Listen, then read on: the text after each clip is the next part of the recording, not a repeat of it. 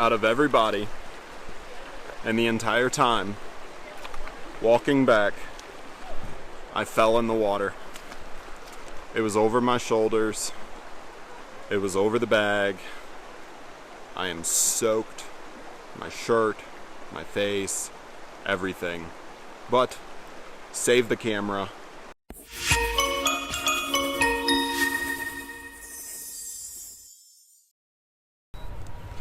Hey guys, what's up? We're Seth and Meghan.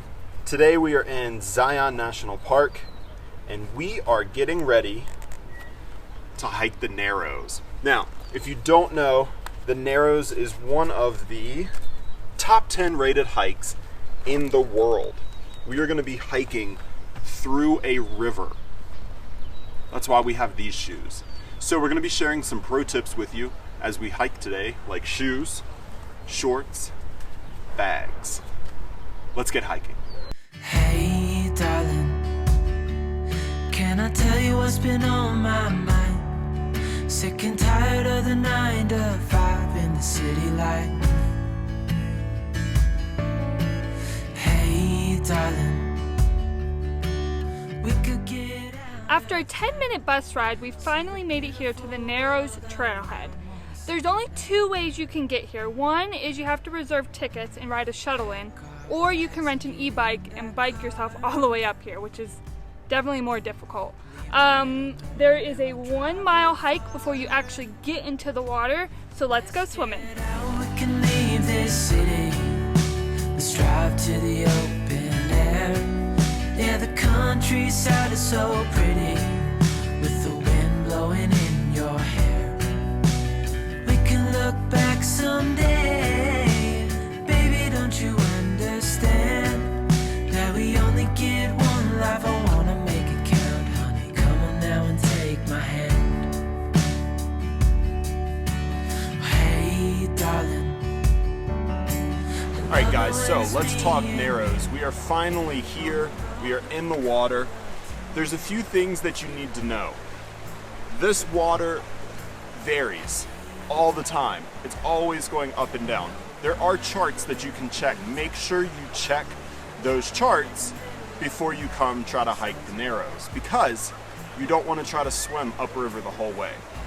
This hike can take a few hours. It's up to you how far you go. You can go to any point, turn around and come back. What you need to know is a stick and these boots we showed you in the beginning. You can rent these at Zion Outfitters right outside the park.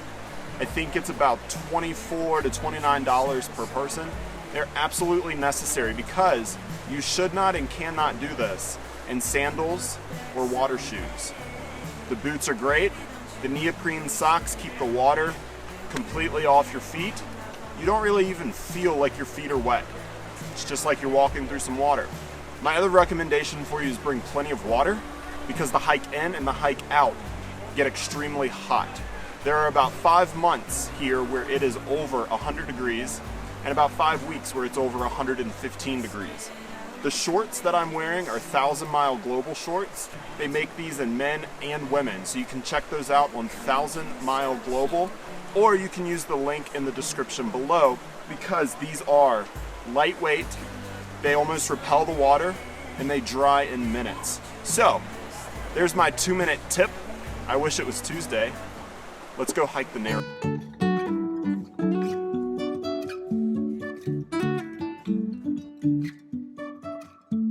Life is a winding road, no telling where it goes.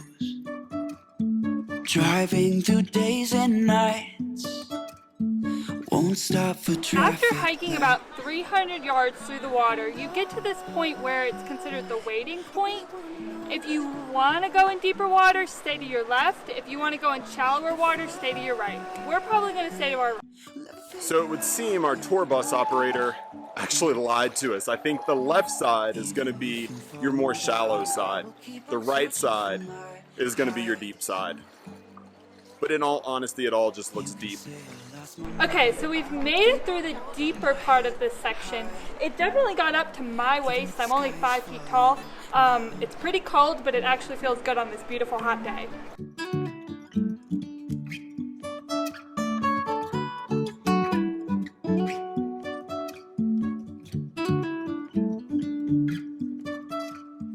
jumping from cliffs so high, trusting always. Now, at this point, you can either continue your water hike through this little canyon, or you can turn and hike the rocks. We're gonna continue through the water because it's a water hike. And it's so nice. The water feels so amazing. Even if I'm falling down, I will keep on searching for my highs. You can say I lost my mind, I will keep on holding my head high. Even if the sky is falling down, even if the sky is falling down, the sky is falling down. Okay, so we just stopped for a quick lunch on one of the riverbeds. There's plenty of those that I would suggest packing your lunch in, and when you're about halfway through, step on the side, eat your lunch, and then keep on hiking. Even if the sky is falling down, even if the sky is falling down, the sky is falling down.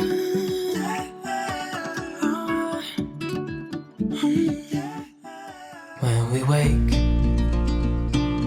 hear the birds and see the sun.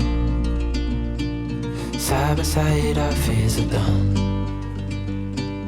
Oh, the good times just begun.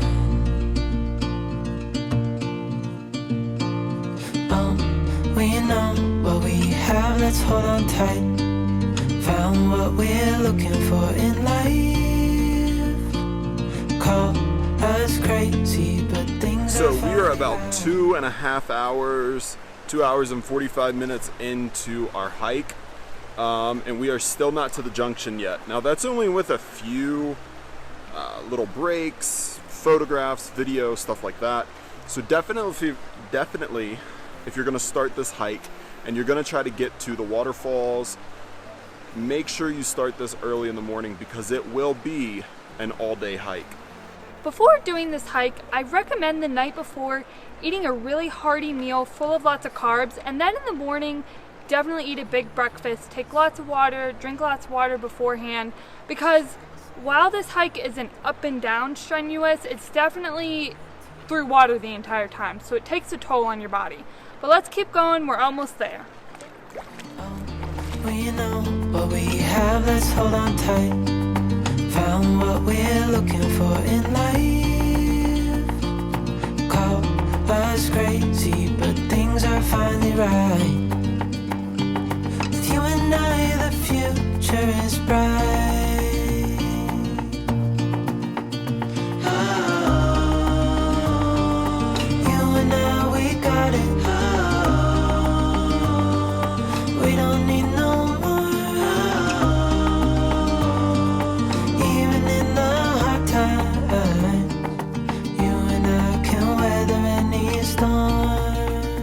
Alright, so we have reached the junction about 3 hours later. You can either head to the left or to the right, depending on which way you want to go. There's different things to see at each one, and if you listen, you can hear the echo of your voice. If you get cold easy, definitely pack a jacket. Tomorrow, we have an even bigger hike coming up. We're going to be doing Angel's Landing. So if you haven't already, make sure to subscribe, hit the notification bell, and we will see you tomorrow on the world's most dangerous hike.